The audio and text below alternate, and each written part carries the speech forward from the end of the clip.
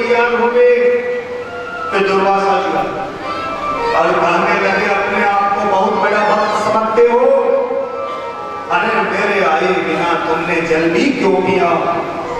अब तुम्हें कौन बचाने वाला है संसार में? मैं देखता हूं। अपनी जगह का बाल उखाड़ करके फेंका तो कृत्या नाम की राक्षसी उत्पन्न हो गई। और कृत्या राक्षसी जब उत्पन्न हुई महाराज अम्बरीश को खाने के लिए दौड़ी तो वहां पर रहते थे भगवान सुदर्शन। हाँ, भगवान नारायण के जो भक्त हैं तो रक्षा तो करते ही हैं। और सुदर्शन चक्र जो था वो कृत्या राक्षसी की ओर बढ़ा। अब कृत्या राक्षसी अम्बरीश की ओर आ गई थी, लेकिन सुदर्शन भगवान ने जला करके ढेर कर दिया। अब तो वो सुदर्शन जो था वो दुर्वासा जी के पीछे लग गए।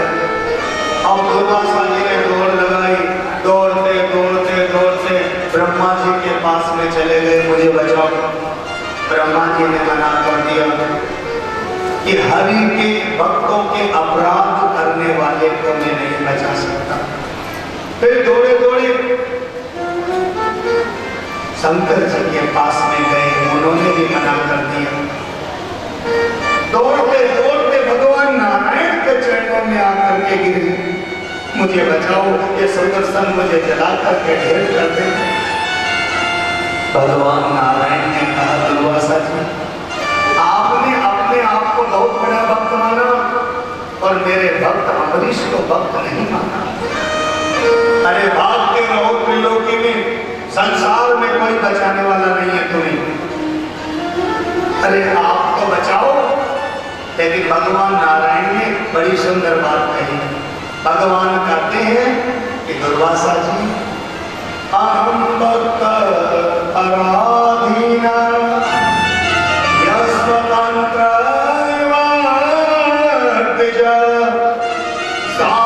साधुग्रस्त हृदयो भक्त भक्त जन प्रिय।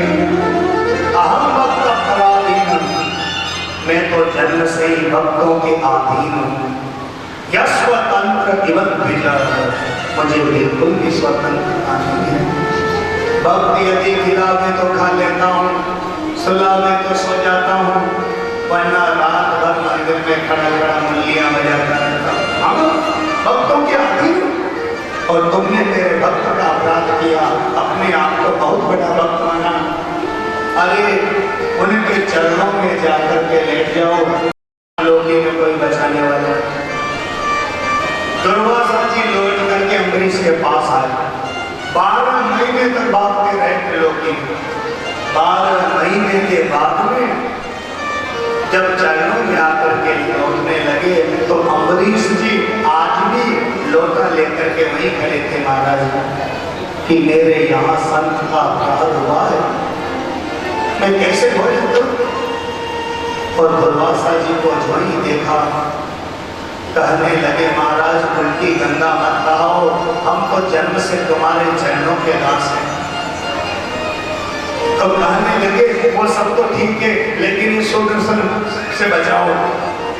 अम्बरीश ने हाथ जोड़ करके कहा कि हे सुदर्शन भगवान, मैंने मेरे जीवन में संत में और भगवंत में अंतर नहीं समझा हो तो शांत हो जाओ।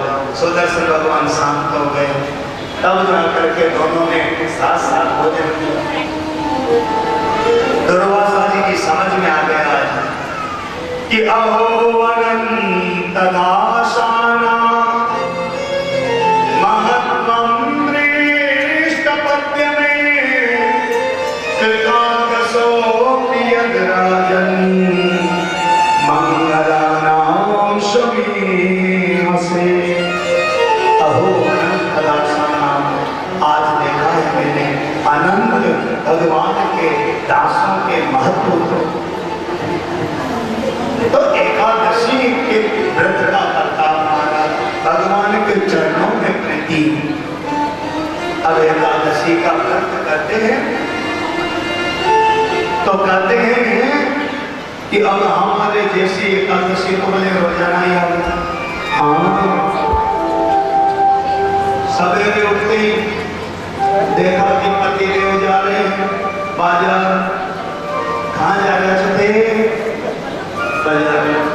तो 2 किलो केला लिया जिन्होंने 11 चार तो हाँ सब दाना लिया, खिचड़ी बना लगा। हाँ संगारा आटा तो रखे यही बना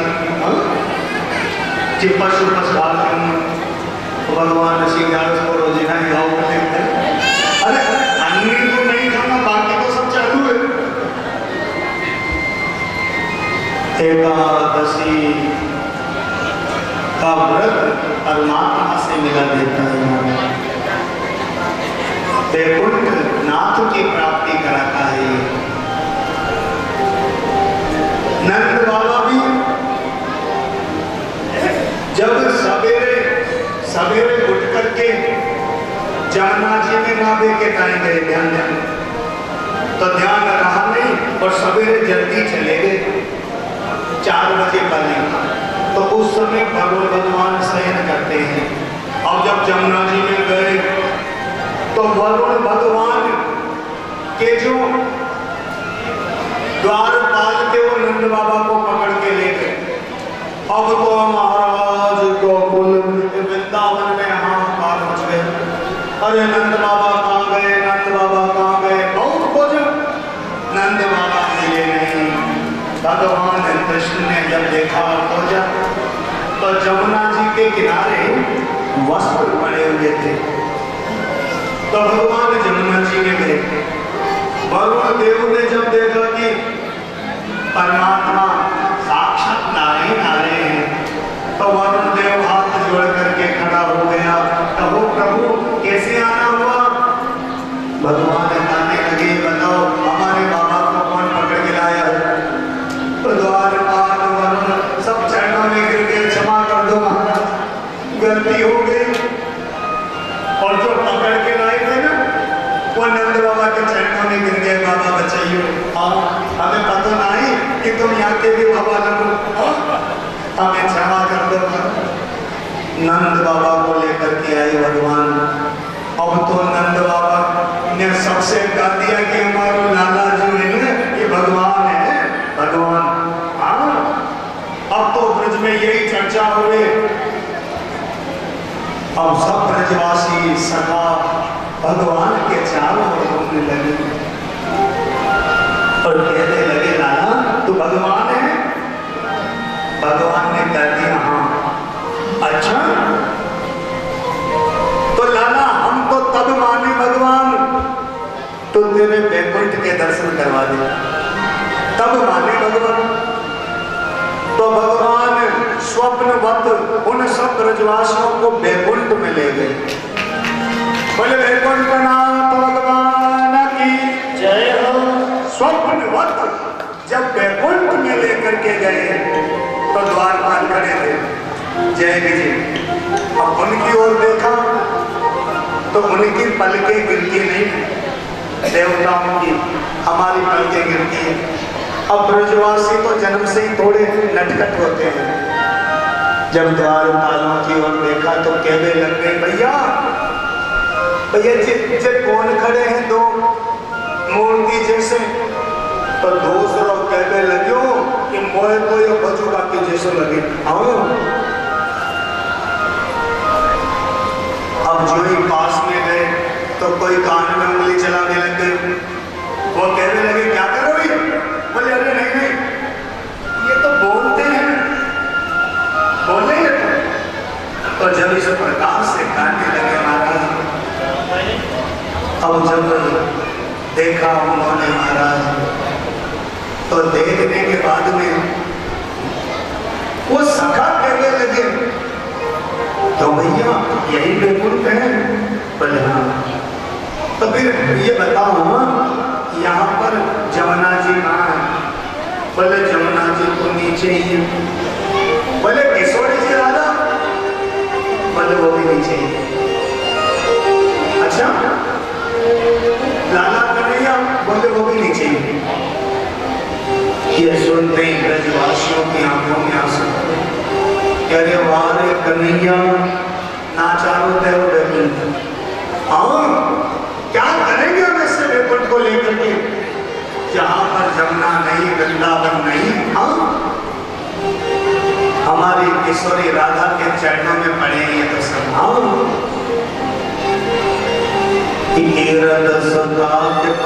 पग में प्रयागराज, हे सबके कुंज कुंज कोटि कोटि काशी है। गया में जगन्नाथ रेणुका में रामेश्वरे, तर तर पर बसत जहाँ अयोध्या निवासी है। स्वर्ग अब कर गयता लेकर करेंगे क्या, अरे जानते नहीं हो हम वृंदावन के वासी हैं। ये है ब्रजवासी जिन्होंने कृष्ण के लिए बैकुंठ को भी त्याग दिया। कभी लगे लाला ना चाहिए तो बैकुंठ तो वृंदावन में ही बुला ले, आंखें खुली तो वृंदावन में आते। ऐसे ब्रजवासी महाराज, ऐसे ब्रजवासियों को जब देखा तो महाराज परमात्मा नारायण ने कृपा की। सुखदेव जी कहते हैं परीक्षित, एक बार आग लगी तालवन में, भगवान उस आग को भी पी गए। भगवान ने वहां भी सबके प्राण बचाए। दावाग्नि का पान किया प्रभु ने। भगवान हर प्रकार से जीव की रक्षा करते हैं, परोक्ष में अपरोक्ष में। ध्यान दीजिए, अब कंस के पास तो एक ही आके बस, हाँ कि दुष्ट कृष्ण को कैसे मारा जाए, दुष्ट कृष्ण को कैसे मारा जाए। आज कंस ने विचित्र राक्षस को भेजा। ध्यान दीजिए, हाँ केसी और व्योमासुर को। भगवान गिरिराज जी की तलहटी में खेल रहे थे। अब जब भगवान गिरिराज जी की तलहटी में खेल रहे थे, पैर के नीचे से डंडा फेंकते थे, जिसको भी नंबर आवे वो पीठ पे बैठा करके घुमावे। खेल रहे थे तो ये दोनों राक्षस भी जाकर के भगवान के साथ में मिल गए, सखाओं का रूप ले लिया।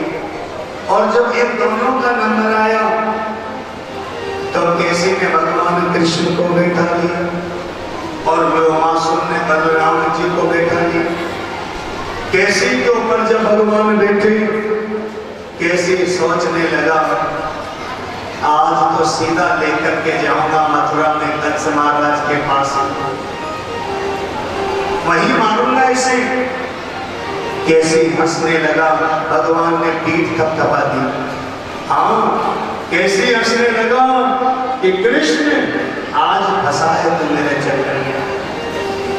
कृष्ण ने पीठ थपथपाई और कहा कि बेटा मैं नहीं फंसा तेरे चक्कर में, तू फंस गया आज मेरे चक्कर में।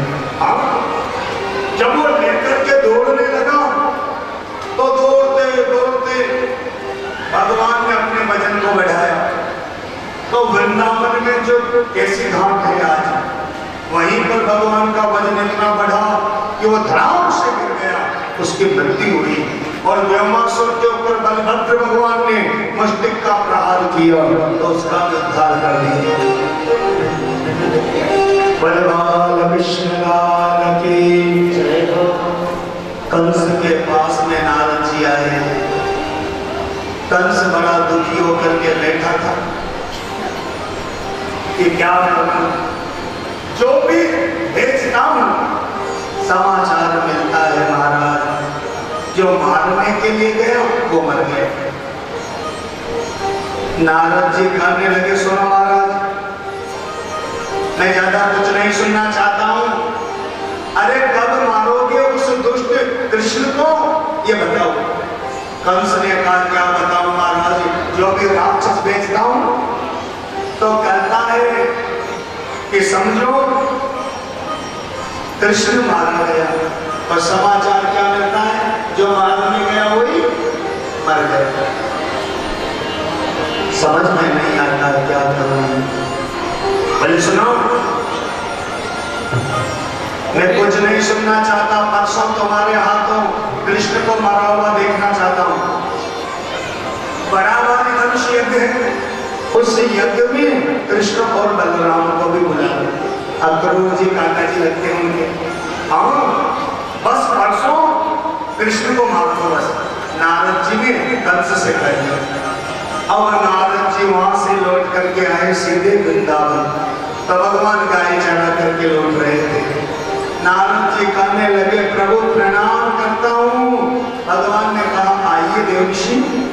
नारद जी कहने लगे, प्रभु कब मारोगे दुष्ट कंस को?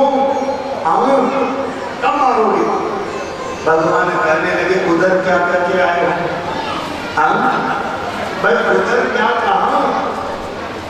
नारद जी हंसने लगे, प्रभु आप तो जानते ही हो। अरे कह दिया तो कह दिया। चाकू पे खरबूजा पटक दो, चाहे खरबूजे पे चाकू को कटना तो खरबूजे को ही।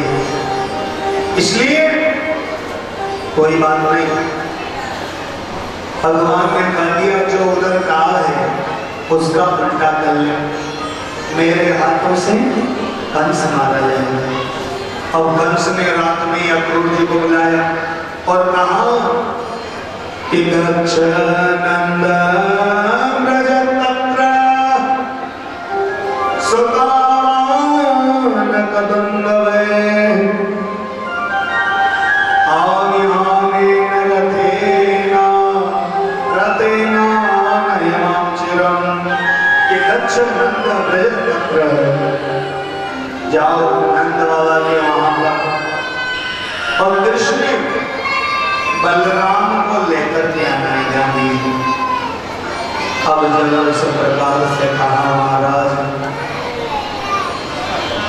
क्यों? बोले तुम तो जानते ही हो कि देवकी का 8वां गर्भ मेरा काल होगा, ऐसा आकाशवाणी ने कहा था। और वही कृष्ण अक्रूर जी समझाने लगे, अरे वो तो छोटे छोटे बालक है महाराज, क्या मानेंगे आपको?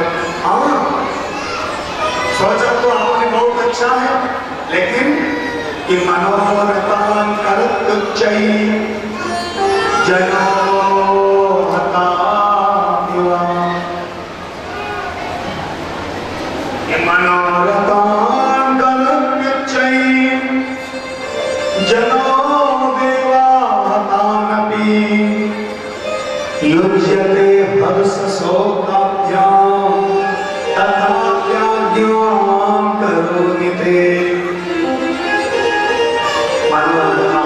मन में सोचने से क्या होता है, कर्म करना चाहिए।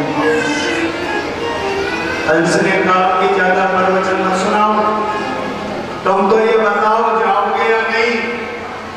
अक्रूर जी ने सोचा, बड़ा दुष्ट है, इसका क्या भरोसा? अरे नहीं गया तो ये मुझे मार देगा। अक्रूर जी ने रथ सजाया और प्रेम की नगरी वृंदावन की ओर जाने लगे। जब वृंदावन की ओर जाने लगे तो 10 मिनट में पहुंच जाते अक्रूर जी, लेकिन 10 घंटे में पहुंचे। क्यों? क्योंकि घोड़े घास खा रहे हैं तो खा रहे हैं, पानी पी रहे हैं तो पी रहे हैं। क्योंकि अक्रूर जी की तो समाधि लग गई। मन में सोचा कि मया चरितम भद्रम, किं मया चरितम भद्रम, किं तप्तं परमं तपः, किं वा थाप्यहते दत्ता यद् रक्षामद्य केशवम्। मन ने सोचा, विचार किया कि मया चरितम भद्रम, ऐसा न जाने मैंने जीवन में कौन सा पुण्य किया होगा जो आज कृष्ण बलराम का मैं दर्शन करूंगा। अक्रूर जी महाराज जब पहुंचे, भगवान गौ चरा करके लौट रहे थे और जो ही अक्रूर जी को देखा, ओ आज तो काका जी आ गए, काका जी आ गए। हृदय से कटा लिया, चरणों में प्रणाम किया भगवान ने। अक्रूर जी रोने लगे, कृष्ण मैं क्यों आया हूँ मथुरा से? ये बताना जरूरी है क्या? भगवान ने कहा कि नारदा जी, हम सब जानते हैं उस दुष्ट कंस ने हमें मारने के लिए बुलाया है, हम सब जानते हैं। लेकिन ये बात यहाँ पर किसी को मत बताएं, क्योंकि ये लोग बहुत प्रेम करते हैं मेरे से। यदि तुमने कहा कि कंस मामा ने मारने के लिए बुलाया है, तो कोई जाने देगा ही नहीं। अक्रूर जी समझ गए। नंद बाबा और अक्रूर जी जब मिले तो हृदय में आनंद प्रकट हुआ। नंद बाबा कहने लगे, बहुत दिन के बाद में दर्शन भये। बोले, मथुरा से आया हूँ कृष्ण बलराम को लेने के लिए, आओ मेला देखने के टाइम है। बहुत बड़ा भारी मेला है और मेला देखने के लिए बुलाया है। भगवान कृष्ण रोने लगे, माता यशोदा ने मना कर दी। लाला कन्हैया रोने लगे, मैया तो हमें कहीं जावे देवे नहीं। नंद बाबा ने समझाया, देवी कब तक छुपा करके रखोगी, एक दिन तो बाहर निकालना ही पड़ेगा। भगवान के रोने लगे, भैया तो हमें जाने नहीं देवे। आओ, मन में विचार किया कि कब तक इस प्रकार से रहेंगे महाराज। नंद बाबा ने विचार किया। नंद बाबा ने कहा कि जाने दो। अब जब ऐसा विचार मन में आया महाराज, तो भगवान को मैया यशोदा ने जाने के लिए कहा। नंद बाबा ने कहा, चिंता मत करो, ये अकेले नहीं है, हम भी साथ में जाएंगे। जब ऐसा विचार आया मन में, अब तो महाराज रथ सजा दिया अक्रूर जी ने, और जो ही रथ चलाने लगे, दरवाजा खुला, लाखों गोपियां सामने आकर के लेके, लाखों गोपियां सामने। भगवान ने प्रणाम किया कि देवी मुझे रास्ता दे दीजिए। हाँ, कैसे सोच लिया आपने कि मैं आपको जाने दूंगा। गोपियां रोती है कि कृष्ण अक्रूर कोर बनकर के लेने के लिए आए, और आज आप हमें छोड़ करके जा रहे हो। और यदि छोड़ करके जाने तो प्रेम किया ही क्यों? भगवान ने हाथ जोड़ करके कहा कि जीवन की कुछ परिस्थितियां ऐसी होती है जो बताने का विषय नहीं। मैं तुमसे दूर रह करके भी कभी प्रसन्न नहीं रहूंगा। गोपियां कहने लग गई, यदि जाना ही है तो हमारे ऊपर से रथ निकाल करके आओ, ऐसे हम आपको जाने नहीं देंगे, रथ निकाल करके ले जाओ हमारे ऊपर से। भगवान ने कहा, देवियों, ब्रह्मा जैसी उम्र पा करके भी मैं तुम्हारे प्रेम से कभी पूर्ण नहीं हो सकता, लेकिन तुम तो जानती हो किशोरी जी, यदि मैं आगे नहीं गया तो आगे की लीला संपन्न कैसे होगी। इसलिए महाराज अब जो ही रथ चलने लगा, मैया यशोदा दौड़ी दौड़ी आई, अरे रुको रुको रुको। मैया यशोदा तो गिर पड़ी महाराज। भगवान कृष्ण ने दौड़ करके आए और यशोदा के हृदय से लिपट गए। मैया तो कहीं गिरोगे? मैया कहने लगी, लाला अरे मोर तो आज ही पत्तो चले हुए कि तुम मेरे पुत्र नहीं हो। अरे तुम तो देवकी नंदन हो, वसुदेव नंदन हो, और आज हमें छोड़ करके अपने माता पिता के पास में जा रहे हो। माता यशोदा रोती हुई देखी, भगवान चरणों में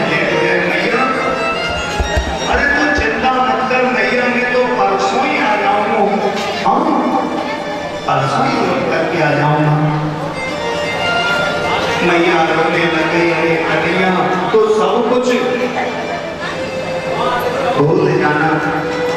हाँ, और मैंने तुमको एक मटकी घोड़ के बदले घर से बांधा। अरे मैं तो इतनी कठोर हूँ कन्हैया कि मेरे जीवन में कबो प्रेम कियो ही नहीं। एक मटकी घोड़ के बदले में ओखल से बांध दियो तो भगवान से कहती है मैंने तुम्हें बांधा, इस बात को भूल जाना। भगवान की आंखों में आंसू आते हैं, माँ मैं दुनिया में सब कुछ भूल जाऊं, लेकिन तुमने मुझे बांधा, ये कैसे भूल जाऊं?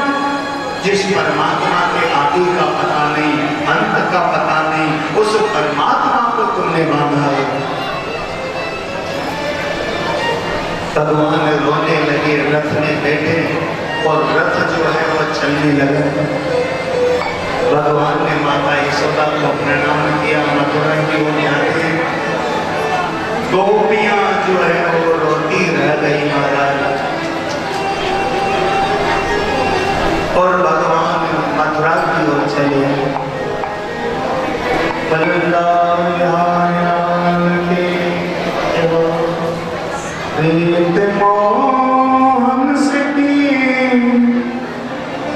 इस भरोसे पे 4 दिन जिंदगी गुजर जाएंगे, 4 दिन जिंदगी गुजर जाएंगे।